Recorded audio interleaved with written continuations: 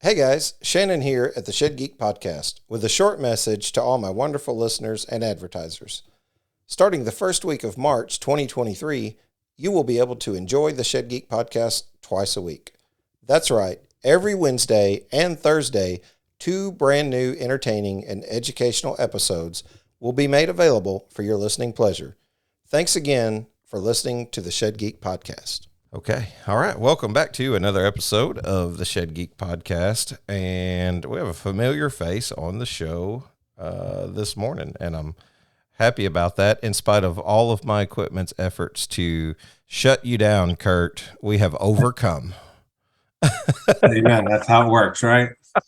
Yeah, equipment failure, not fun. I can tell you that much. So, hey, I would say tell me about you and about what you're doing. I can say that again because you're on to new adventures, and man, I'm just giddy to find out what all those are. So tell me what's up, man. What's going on here? So that certainly thanks for allowing me to be on the show again, and appreciate the time that we've gotten to know each other over the past few months. I think has been awesome, and then reaching out and just being excited about what each other is doing is always a great thing. And certainly I've moved on along with my brother from Heritage and really have dived into a business that I think there's a huge opportunity and a huge need in the shed space. And that's really going in and helping a lot of these small businesses, help them understand what they need to do to grow. About 3 years ago, we started a company called Calculate LLC, and that's my brother and I. And we were really trying to focus on helping the shed industry, manufacturers, haulers, and dealers with their books for the most part. Small businesses, we can help out those things, and it was great. And then got working into full-time with Heritage, which took up our time, and so we were just kind of maintaining things. But with the change, we certainly have now dived in quite a bit into this space, and we've added quite a bit of services. We've changed our name instead of Calculate LLC to Calculate Business Services for the very reason of all the stuff that we're kind of adding. So that's kind of the adventure that we're there. It's been a little over a month. It's hard for me to believe it's only been over a month, and we've been really working hard and really developing this, and seem to a lot of folks we've talked to has resonated with what we're trying to offer. So certainly, again, we're excited about it. We know the Lord's in control of this, and it's been really neat to see how the Lord has brought us to where we are and the future that we're looking at for Calculate Business Services. Man, that's great. Yeah, so I had the chance to meet you there when you were with Heritage, and I thought, man, gosh, what a good professional guy, and got a chance to get in front of you. And just this last week, got a chance to speak with you again out at the GSSB show in Greenville, and just watching you and your brother sort of bloom into, I don't know, kind of, we used to use this jokingly, sparingly, with this term shed celebrity. Now we take that with a light of heart, a light heart. We don't say that in a way that we would think that we or others are better than. We mean it with humility and laughter. But seriously, man, I feel like I see you guys everywhere. And you just have such a positive aura, positive influence about you. And I don't know, gosh, even this morning here, having struggles with trying to get the equipment rolling this morning, you're so patient and kind in that, and I appreciate that. So tell me about Calculate Business Services. Man, I got a big ear for this right now, because Shed Geek might just be giving you a call. I'm not sure, but there's so much going on right now. I'm like, help! I need some professional help. So tell me, what is it that you do, and how can you help the shed industry? Well, I think we've got a number of years experience in the shed industry. As I think I said before, I really love the shed industry. I love the family atmosphere that's there. So there's certainly a natural attraction. Our desire to help people out has always been there, with my brother being in ministry for so many years, my being involved in the church and ministry. Those are key aspects, I think, that address why we're doing what we're doing and why we've added business services to our tool belt, if you want to call it that way. And So we've looked at the industry and said, hey, there's a lot of really good folks out there with just some people who can kind of help guide them and lead them in a business way based on our experiences. They can get to that next level.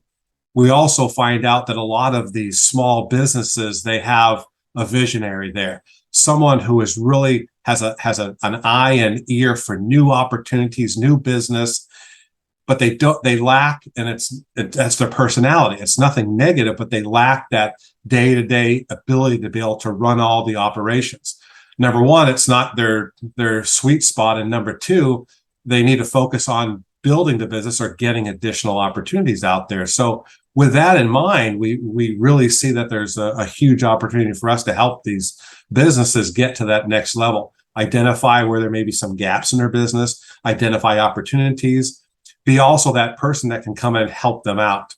So to kind of back up to give, kind of an overview of what those services are, I think number one is really helping these companies from an executive leadership level is coming in and saying, all right, we're not going to be there full time. It's this new fractional C-level support that you hear out in the industry all the time. So maybe it's 5 hours a week, maybe it's 10 hours a week, but whatever it is to help them with strategy, with creating the right organization, with the culture, with business planning, with maybe even financing that is needed out there, or a good partner that they need because they haven't thought about insurance. And they go, oh boy, now I need insurance, whatever it may be on that front. So those small things that we have experienced, and we made a number of mistakes down that path, but the goal is we've tried to learn from all those mistakes and all those experiences. We really want to help these small businesses out, from the manufacturer who wants to start a new manufacturing because they've been hauling or been a builder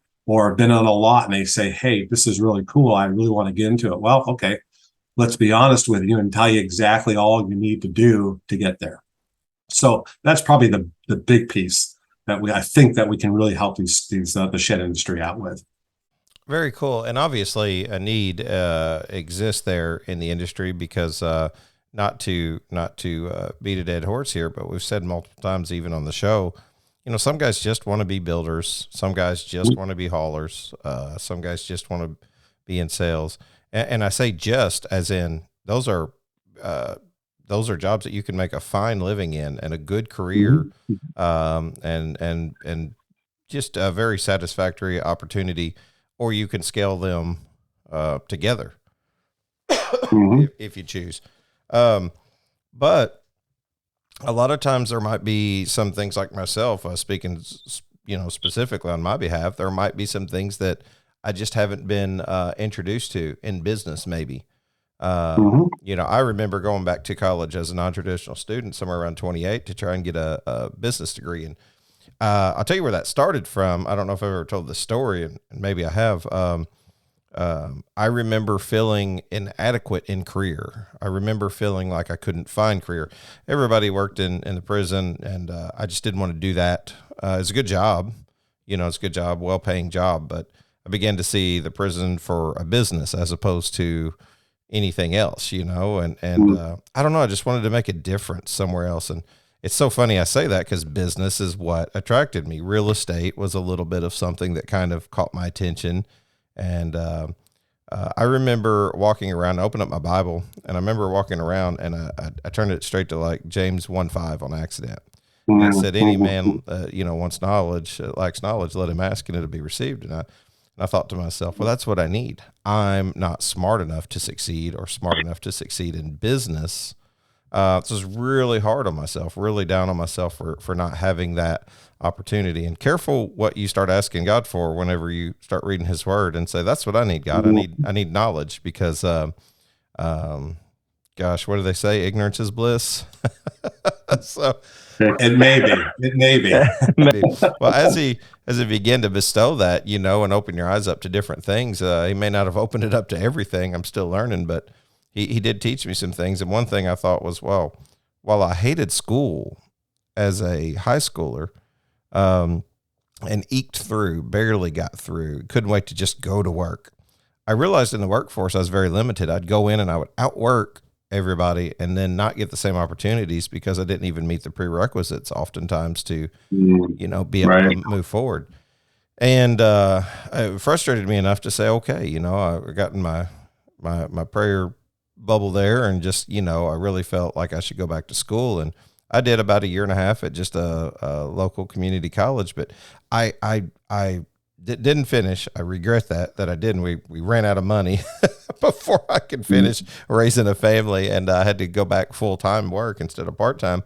But I loved, like when I went back, Curt, when I went back as a non-traditional student at 28 years old, I had a 4.0 GPA. I got some different business awards that I hang up in my office still, because I'm just super proud that the teachers saw value in my creativity and the ideas and the things that I was putting on the table, and just really hungry for education, to learn.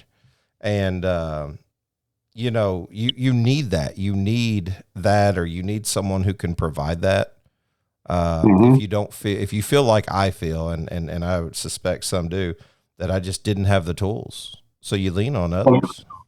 Are you a shed manufacturer, dealer, or hauler looking for a trusted resource to build or upgrade your website? Do you need a simple business website or a more robust and dynamic e-commerce site? Are you looking for an affordable option with digital marketing solutions for your small business? Are you looking for paid ads using Google search engines or social media platforms to reach a new audience? If you answered yes to any of these questions, it's time to check out Troyer Websites of Texas. Did you know that 46% of the 5.6 billion searches made each day are for local businesses? At Troyer's, our SEO strategies will help you get on the first page of search results for your shed business. At Troyer Websites of Texas, you will be sure to get 5-star customer service with proficiency and skill. Troyer Websites just launched their managed digital services to incorporate all your marketing needs into a single dashboard. Here at the Shed Geek Podcast, we trusted the team at Troyer Websites of Texas to develop our website, and we couldn't be happier with the results. To know more or schedule a discovery call, simply contact the Shed Geek at 618-309-3648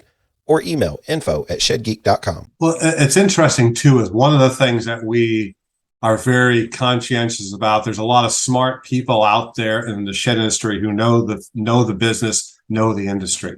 So it's not like we're coming in pretending we're smarter than anybody. What we're trying to do is to really guide them in the direction that they can help them. And a lot of the times they're the ones who are going to give the answer. We just ask the questions. And by asking the questions, it gets them hopefully to think about their business and how to improve their business. And then if they say, hey, can you guys help us implement those? We're right there to help them do that as well. And I think also, as that point is, we try to pray with our clients and say, Lord, give us the wisdom we need to do what's best for the business. And so that certainly is key for us as an organization. We're a faith-based organization, as we were at Heritage, and that's key for us, is to glorify the Lord through all this and to further the kingdom. I mean, those are key pieces. So we're not coming in being the experts in the industry. We're coming in as people who can help the experts grow their business. And, at the end of the day, make more money at the same moment if they're a faith-based organization, for them to do whatever their ministry desires are as well. So all of those are key pieces. We've had a client right now said, Curt, we need you to help us with our mission, vision, and core values as well. So those are some things we're helping them think through, knowing where they're at and what they're trying to accomplish. So that's those pieces. And one other piece that we're seeing along with just helping them out, thinking about their business, is really utilizing analytics, utilizing dashboards and reports. There is through the tools that are out there and the software that's out there that's being used, the dealer management systems, the manufacturing suites, all of those products have data. And a lot of the companies just use the software, but there's so much more to them. We talk about something called a segmentation analysis, and it really is breaking down exactly what the client is selling, where. So if you're selling 10 by 16s and you're selling your medium or your middle of the road building, we're going to see. So that helps inventory. It helps minimize your overhead for inventory, and it helps you not have too many buildings on the lot. So things like that are really important for them to see, up to the fact of cash flow. If you're a manufacturer, helping you create the right inventory, the right build, so that you're not overextending on a cash perspective. I've seen companies out there have great plans, and all of a sudden they run out of cash. Well, how does that happen? Well, maybe you were thinking your eyes were too big and you've got to slow down a bit. So looking at those things, growing deliberately, growing calculated, not no pun intended for our name, but really doing that stuff is really important to help companies out, because this isn't an industry that has a massive amount of people who've got tons of money ready to invest in all this stuff. So there's a really important aspect to make sure that every aspect of the business, including the financial aspect, is really taken care of. So, we try to put together in our tool belt kind of what I call creating an ecosystem, right? So we have a CPA that we talk to that can help companies with their tax aspect of their business, which is really important as well.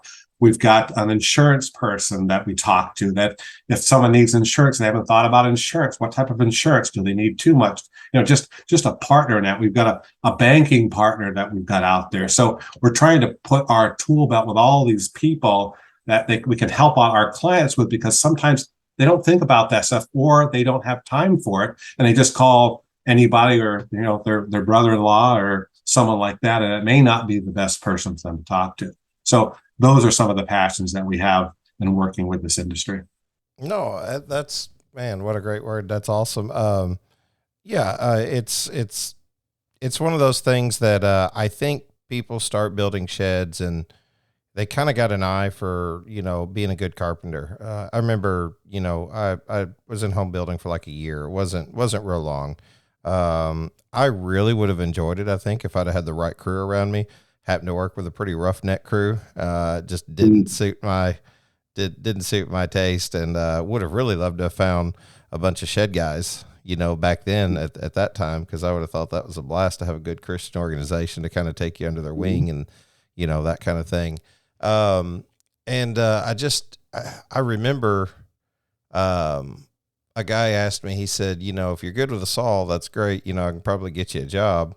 And I think that's where a lot of people come in. Hey, I'm good with the tools. I'm quick on building these sheds or whatever it is. But man, they just, the thought is very daunting of having to get into all these other things, like figuring out insurance and liabilities and CPAs and CRMs and sales modules and reporting and all these things. So it's really nice to have somebody there that can kind of fill the gap, so to speak, and come in and isn't that what the shed industry does that's so cool, is it continues to continues as it matures to provide opportunity. I mean, you've been able to move into a position, I've been able to move into a position of full service, of something that's desirable that I enjoy doing, talking about that same career that I struggled with. Gosh, now, more happy than ever. So now I'm actually finding fulfillment in my work, and that work is serving. That work is trying to help others, being a connecting point, trying to help. And you make a living off of that. That happens, God finds a way to manage those situations, so. Well, it's interesting to note too, when we first started breaking, to building this service, we were looking at kind of all these other industries and say, okay, well, we've got to get, I can't live on half a taco. I have to live on 2 tacos. So I got to figure out how. That's actually, my brother uses that expression a lot. So thanks, Clark, for you listening to this. But I will say that we looked at that and we said, you know what, based on our model and what our experiences were, and just talking to a lot of people when they heard about what we're trying to accomplish, a lot of folks saying, hey, let's chat and let's talk about some things. I think sometimes at first is almost like, well, wait a second, you're gonna get into my some of the personal stuff. Maybe I'm not a good business person. I don't want to let everybody know those things, but as we talk through it, we get a lot of smiles and saying, yeah, you guys know what we're going through, and I think that is a very cool thing to hear. But as I was kind of alluding to, we are thinking of just going into a lot of different businesses out there, whoever can, help us accomplish what we want to accomplish. And then we saw, with the shed industry and the connections we were having and people calling us, like, there really is truly an opportunity. And there's a lot of great folks in this industry that I love to work with. And I think that's the great part about it. I wake up every morning so excited to go to work to see what I can do to help the industry out, to grow and expand, and people as I say, there's a couple ways to improve profits, right? And that is to either sell more or decrease your expenses, or a combination of both of those things. So how can we help out companies do those, be more efficient? There's an efficiency calculation, right? It's either people, process, or technology. And the people aspect, they're going to do a better job at that than we are, but we can help out with the process and the technology and help people be really efficient from that matter. And then at the same moment, for the same amount of effort or less, they can get all of the additional stuff like analytics or a look at, hey, an independent, unbiased opinion about the people that you're selling to, or the type of buildings you have, or your process, or whatever that may be. The list is probably endless, but a couple of those things, so we can go in hopefully with an unbiased opinion based upon all the experience we have, and be able to help them out. And some will listen, some will not, and that's okay. But that's what we're here to do, to try to help the companies identify where they can be more efficient and grow their business and not stay where they are. And the other, I think, key piece is, we know from entrepreneurs, you were mentioning this earlier, it's a time factor, right? It's about balance. And I think what we can do is we can help. Our goal is to help people sleep better at night with their business. Maybe that's a catchphrase we'll use. No, absolutely. I think that's great. I mean, having a scale of balance in your life in every area is really good. I mean, me and my wife started walking recently, and I said, what my problem is, and she does know, she knows all of them, but she says, you're 100% in on whatever it is you're focused on. And my biggest drawback is balance, trying to find balance. I'm always, we might have talked about this on the first show. I mean, I still say I'm on this journey that Paul talks about in terms of being looking for contentment, and looking for contentment in your finances, and looking for contentment in your job, your happiness. How do you feel fulfilled in helping people, but then also balance in your work life or work home life? One thing that I struggle with is being home and working from my home. One of the podcasts I listened to, Sales Leadership Podcast, had a guest on one time that said, production actually increased during COVID. Contrary to popular belief, most people actually want to do a good job for their boss. So some people just work better alone, right? So whenever you're at home and you're working, you actually feel this added pressure because you have the benefit and the beauty of being at home and not just punching a clock and working in an office maybe. So for me, I know I struggle with not knowing when I'm at home. And, that's because I'm here in my office, which is also, 2 doors away from my bedroom and my living room. So, it feels very cool and awesome to do that. But then there's this other side that says I can spend 14 hours a day in here, and it never be enough. So I don't have a wall on the clock to punch out, or a clock on the wall to punch out, whenever it's time to quit. So my wife would say, hey, close the door, come in here, let's go for a walk or something like that. Let's find some balance. And yeah, I love all that. Tell me, Curt, about the specifics of sort of like your program. So is this very technologically, you talked about reporting. Is this something that, you would put together, and how can you separate those from a manufacturer, a hauler, a salesperson, or maybe some suppliers or other, other people who just find their home in the shed industry? Hello from the Shed Geek. Let's take a walk through My Shed 3D. With My Shed 3D, your company can simply add a 3D builder button to its website. Once the customer clicks onto the 3D builder button, they will enter some basic information to get started. Remember, this information is captured in your Leads tab, whether or not the customer designs a building. This is very valuable information that turns a cold call into a warm lead. Next, they begin the design of their shed by selecting a primary use, a style, and a size that best fits their need. My Shed 3D has multiple styles that are available and consistent with traditional and barn styles within the shed industry. However, if you offer a customized or non-traditional style, My Shed Solutions can build that design for future use. We can also save on some design features that make it easy to adjust without a major rebuild or added fees for design changes. For instance, Want to offer a steeper roof pitch? Just navigate to the Settings tab. Then click the Building Models.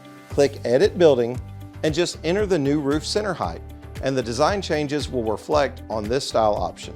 This will save you thousands versus traditional design changes that need to build a whole new style to match your design. From here, simply choose the style, siding, and color. Then choose a trim and roofing style and color. Next, let's add a door. That was goofy. Next, let's add a door. It is required to add a door to move forward with the design, as at least one ingress-egress option is necessary. Then add some design changes for personalization. Maybe some windows, or a porch, or some interior shelving. Next, just click Save Design and the customer will receive an automated text with all the features of the design to the email address entered at the beginning. From here, they can edit the design, view the details of the design, pay now to order the shed, or click Rent to Own to complete the necessary steps to purchase a shed they designed with My Shed 3D. The design enters the admin panel as a quote, and this is where the manufacturer can update the progress of the design once a deposit is taken. My Shed, from design to delivery, we have you covered. I would say that the majority of those folks that are out there are using some type of shed system, right? And those shed systems typically have within it the sales order processing, they have the manufacturing process, inventory, deliveries, all the things that are needed to be able to do the work and pay the bills and pay your people and buy the raw materials and deliver your goods. All of those things are really out there. What it is taking what all of those have and now being able to focus those on, hey man, there's tons of data. There's some really good efficiencies here. There's good processes here. There's procedures that need to be done.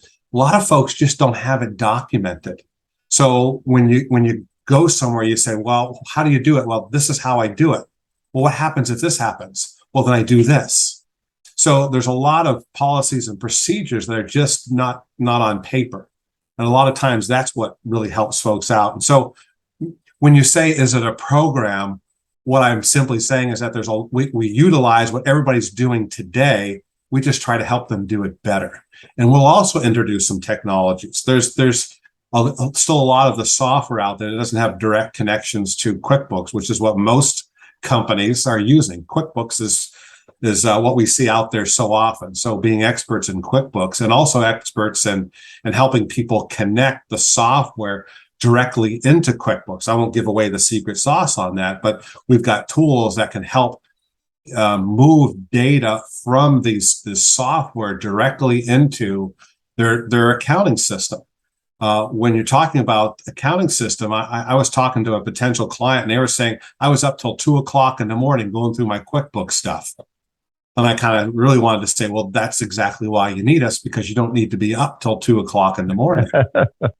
but I'm saying that there's a lot of things that are out there. It's just that we're trying to now direct them to our clients or future clients to how can they utilize that better and get the information they have to make smarter decisions. So often they're making decisions based on anecdotal information, right? What do I know? So now you can have facts and figures behind that to really help them be wise in their making decision. As the Bible says, right? If you go to war, you count the cost so that you are able to go to war and win the war. And so we're kind of those people to help them to be able to define, can they win the war or not? And we'll be open and honest from that aspect and direct that. So there's a process whereby we share all of the services that we offer. And then if they say, hey, you know what, I'm interested, let's talk some more. Then we've got kind of a needs analysis that we go through. We identify all the things that we can do and we say, okay, where are your gaps? What are the things that keep you up at night? And we kind of walk through those, identify them, do a little bit of a deep dive into those items. And then we put together, in essence, here's what we think you need. Here's how we can help you. And here's where you need to be interjected in this, because if we do all the work and there's no, there's nothing on the other side, then there's a lot of the ownership kind of goes away, and the fingers that they want in it to keep their kind of fingerprint on it, I think, goes away. So that, again, we're not trying to take that away. We're trying to maintain the thumbprint of the family or the company so that, they're just moving forward and we're helping them move forward. Are you looking for a software system to help run your entire business? Then you need to check out the Dealer Management System, brought to you by RTO National. The DMS has a point of sale center where you can complete cash, credit card, lease, or finance sales all in one place, and an inventory module where you can manage your inventory and even push it to your website. One of the coolest features is the Transportation Center. You can schedule, edit, and finalize all transportations with a calendar and a map view, and have driver-specific views with note communications, and an electronic delivery sheet with photo upload. Having all of this data in one place allows the DMS to populate data charts, consolidate reporting, and help you easily track sales trends to make faster and better decisions. The best part is that you can review and finalize in-process deals for payment 24 hours a day, 7 days a week, 365 days a year. Call 833-588-1802 or click the QR code to schedule a demo today. Great. That's great. One of the things that I see whenever I go from lot to lot or manufacturer, just in my travels, this is the never ending cough, Curt. I've been had that for 4 weeks. Gosh. When I am traveling, and one of the things that kind of excited me, the show's coming up on 2 years in March, getting ready to break the 100 mark, the 100th show. And I'm thinking to myself, like, one of the things that really caught me in my travels or on my phone conversations was really how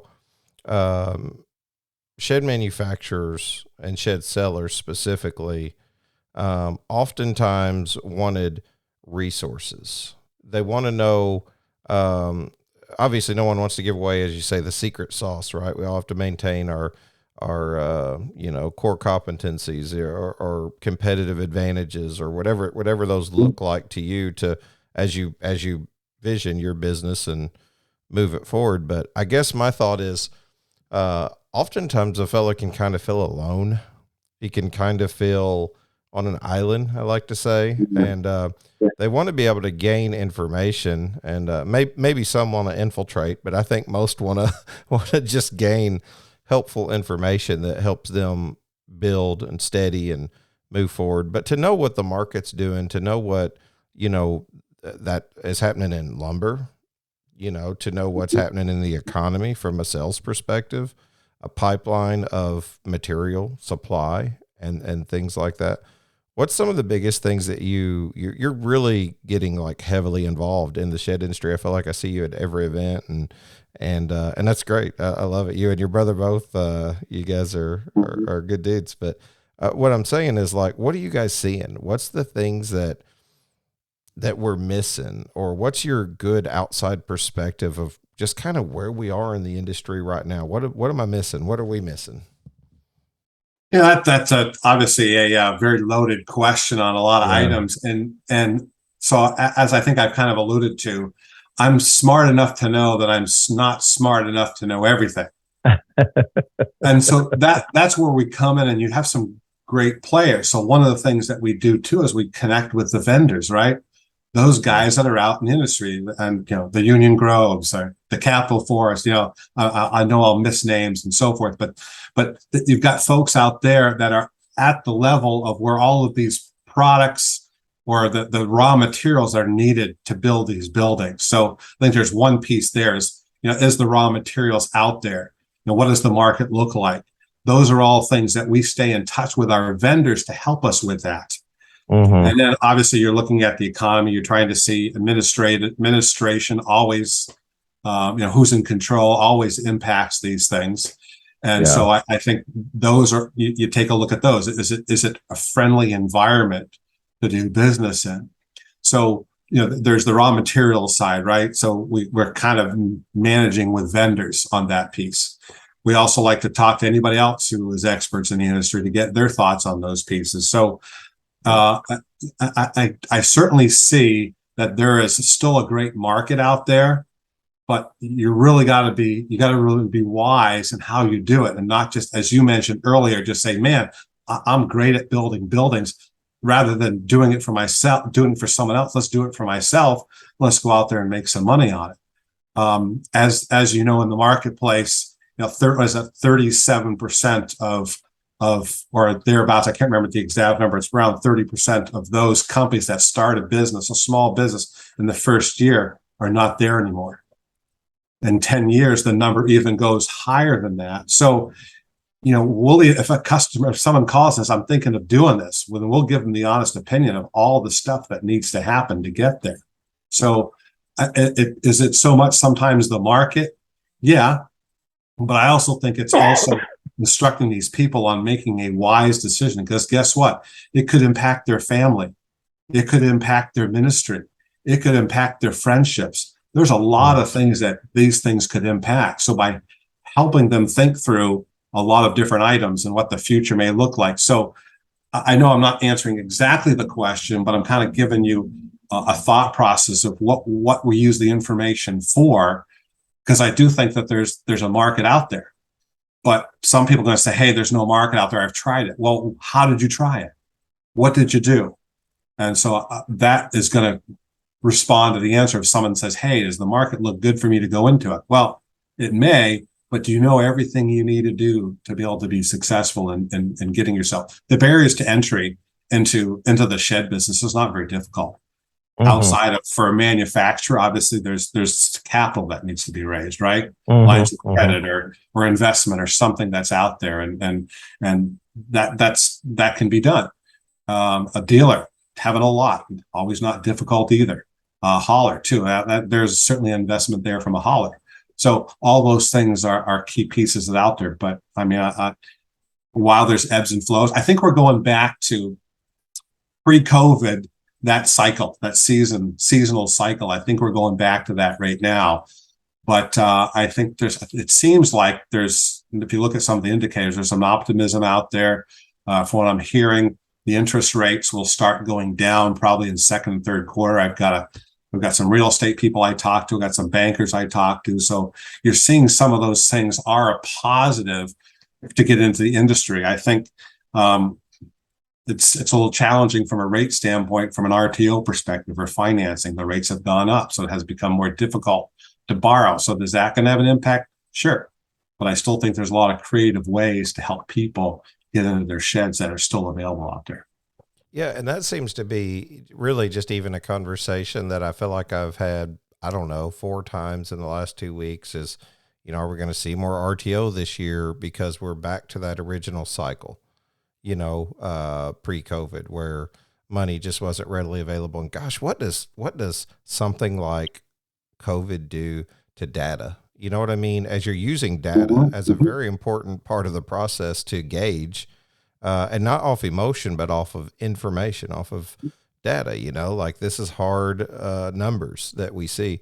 It just complicates things so much. But if we could almost get back to that normal, in spite of sales being a lot less and this government money not floating around, I feel like everybody feels like they can jump off of that base onto something, a whole lot better than just jumping off of this constant moving up and down of sales. And, everybody thought, whenever it first happened. And then everybody thought, yay, when they seen the next few months. So, but you can't really base anything long-term off of that, right? It's getting back to that normal cycle and trying to create a good, steady business. I think about, buddies of mine, Jeff Huxman. I think about like Shed Hub and how Sheds for Sale was trying to launch, and me and Sam Byler, Sam, and we were talking. We had dinner while we were out there in Greenville with some of the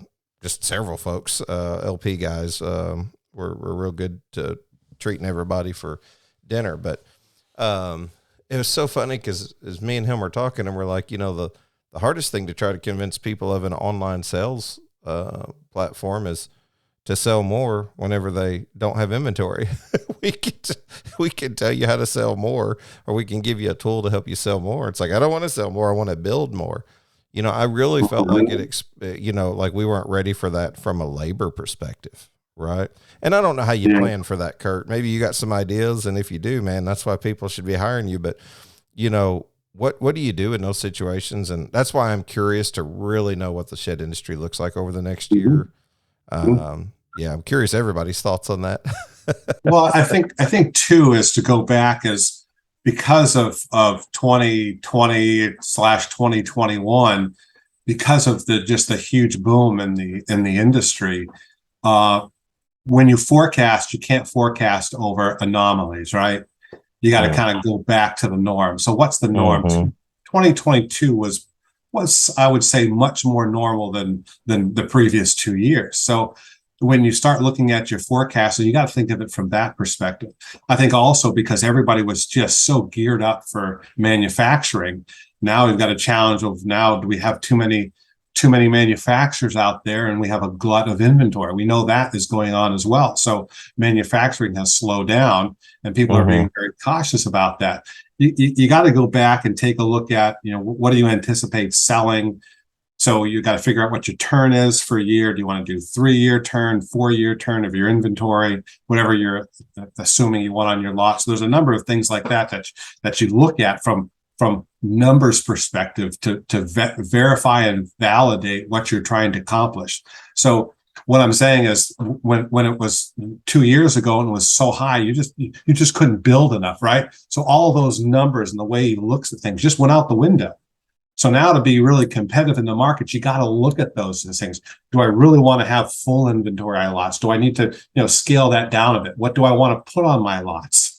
What do I want to have from a manufacturing? Do I want to be more specific in my manufacturing? So a lot of those things are things that need to be looked at from the whole supply chain network. And obviously it starts at the manufacturer, right? So knowing how they're going to do it and helping them so that these dealers and who comes into play can really have a good plan and be successful. I think that's the whole idea. You want the lots to be successful, because if they're half in, guess what? They're only going to be half interested. And so then they're going to get discouraged and say, this thing's not working out for me. And so, as you talk to dealers, as you talk to manufacturers, especially looking for lots, you've got to make sure that you do the interview process, I'll say, for a new dealer has got to be done really tight. And it's not about just anybody who wants to come in. Hey, man, I just signed up 10 new lots. Well, only two of them are actually selling things. Why? Because you really haven't dived in well enough to find out, are they the right person to have a lot? Do they have the interest in the lot? So that piece, I think, is really critical when you're trying to move forward and grow. It's selective. It's not just, hey, whomever. I saw that so much as a sales manager for Irvin at Summit, and it was really important for us to focus on turning inventory. And you would, there was a benefit for turning your inventory, whether that meant more buildings or whether it meant custom styles or different things or quicker delivery. We would try to use a very capitalistic approach at that. That's one thing I remember is like, if, especially on consignment, it could sometimes be a bit of an Achilles heel, because, you bring 60, 70, $100,000 worth of free inventory to the lot. And, one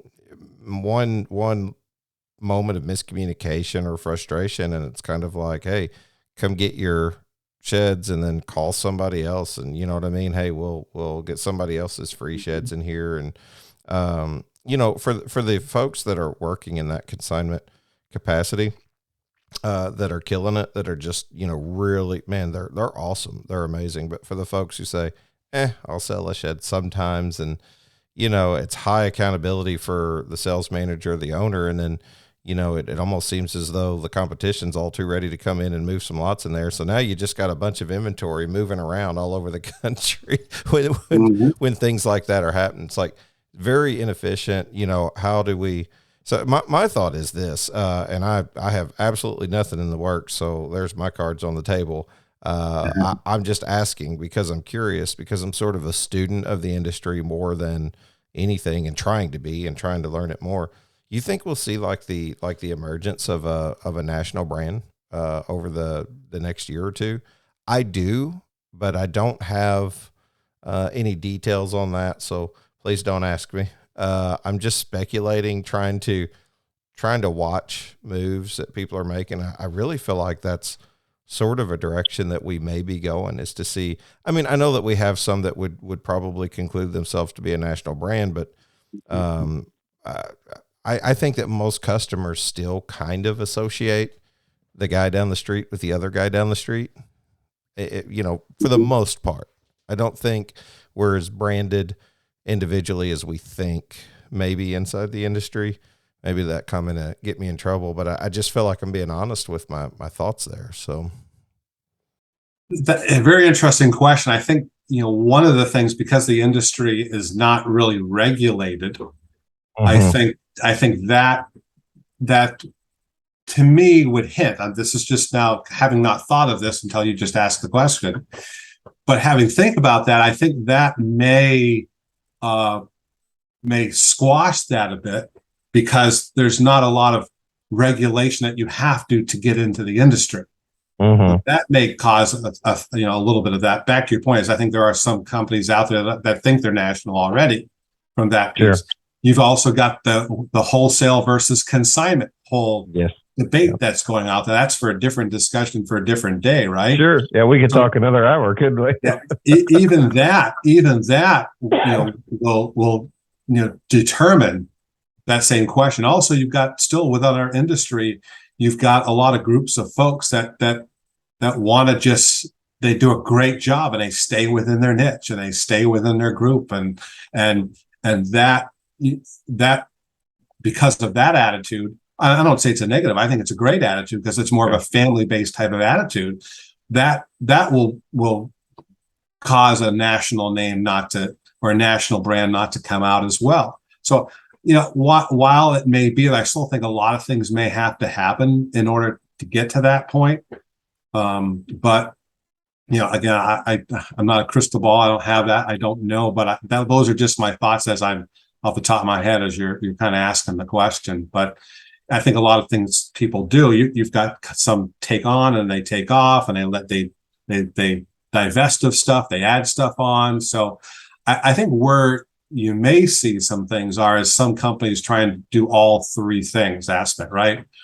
Manufacture their own, be their own lots, do their own hauling, a number of things like that. Why? Because then you can really control it. Now that also creates some challenges, because now you got to manage a whole bigger piece than just saying, hey, I'm going to outsource those things. So I think there's going to be some ebb and flow. And as I said, you've got this ecosystem. Are you going to now create all of these different functions that are going to be part of a manufacturer versus what it used to be before? You just build buildings and someone came and hauled them away and someone sold them, whether it's wholesale or consignment. And your biggest thing was when are you going to get paid is really at the end of the day, right? So, I mean, it's a hard question. To me, you may be right. Just what I'm seeing, I'm not sure the industry is quite ready there based upon a couple of those factors. Yeah, I think it's so debatable on what a national brand looks like, and identifying it, hey,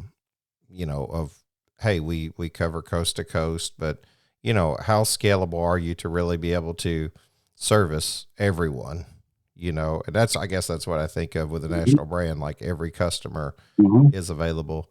I mean, I love the mom and pops too. Gosh, I think that's what's so unique about our industries. It's almost kind of hard to compare it to any other industry, but the conversation me and you are having now is one that I feel like I have all the time, and I just don't have a microphone on there. So I certainly didn't want to take away from what you're doing and with it's, I'm saying it right, Calculate Business Services. Yes, sir. Okay. Yes, sir. Don't want to take away from that, but my thought is I see you as very much a source of information, and definitely sort of almost a consult. I'm sorry, I don't want to put you in a bubble here, so correct me. Feel free to correct me, but sort of a very consultative, you know what I mean, in a sense, and very wise, and I learned that from our initial interview, and want to know you more over time, and certainly love to see your success in this industry, and wish you nothing but the best in this. Is there more you want to share? What a day in the life looks like of Curt or the management there at Calculate? I'll simply say, first of all, again, thanks for the opportunity there. I really appreciate getting to know you and your friendship. And it seems like every time we talk about something, it's like, oh yeah, I've been thinking about that. Or yeah, that's exactly what I've come across. But you use the word consulting services. Sometimes that word can be it's a C that some people don't want to hear. Yeah. But really, we're just trying to help companies with the experience that we've gained over the years and the industry and experiences in business in general. That both Clark and I have started companies, have left companies, have done different things. And so with all those experiences, we really think we've got an opportunity to be able to help folks out, and we love that every day. I mean, there may be days with clients where we're talking 10 times a day, just making sure we get things right and do it there. And we also want to make sure these folks are comfortable. It's not about going and taking over their business. It's about executing on their vision. And I think that's the key piece. And if the vision may be a little bit lopsided, we need to help them, maybe it's 2040, we need to help them get it to 2020. That's what we're there for as well, to be able to focus on the things they need to focus on. So that to us is just a lot of fun. And my brother and I, being identical twins that you've seen, is just a lot of fun. Wait a minute. You guys are twins? Yeah, tough to believe that, but we certainly get a lot of looks. So I don't say bad looks, but a lot of looks like, wait a second. So that has certainly been fun, but just working together we've got the same mentality, the same desire, the same, we want to honor the Lord through this whole thing. We want to glorify him. At the same moment, we know that there's people out there who could use the help that we can offer. And we love that. Curt, have you ever pretended to be your brother or him you in any situation? We have, and it's always been unique. And some people get upset over it, some people don't. But we also have, just on a side note, we have an older brother who's just 10 months older, and we've had people come up to us and see three of us and say, because we do look alike, they say, "Are you three twins?" And we're like, okay, first of all, you got that wrong. But yeah, the two of us are triplets. So sometimes we have a little fun with that, but it's been a blast working together, and our wives and our families are very supportive of what we're trying to accomplish, and that's been we've got a lot of folks praying for us in this business, and we know that that's going to help us to be successful, and successful at the end of the day is making sure we honor and glorify the Lord. That's the key. That's great. I think your heart comes through on everything that you do, and anybody who spends any amount of time with you, it doesn't take long to realize that you put God first and all that you do and in your business practices. And, he stirs, right? He takes care of the rest. It's been great getting to know you. And I don't know, in any way that I can help, in any way that, that's my goal in the shed industry, is to help. And I think you could make a living off of that, right? It's about helping first. It's about making money second. And, I always tell people I don't hide from the opportunity to make money. It's just as long as I put it in its proper place, its proper box. Curt, you might not know this, but a lot of people actually, I don't have a twin brother, but a lot of people will mistake me for, like George Clooney. I'm sorry, I didn't mean to laugh that loud out like that, but I could definitely see that. I love that you did. It made for the joke a little bit better.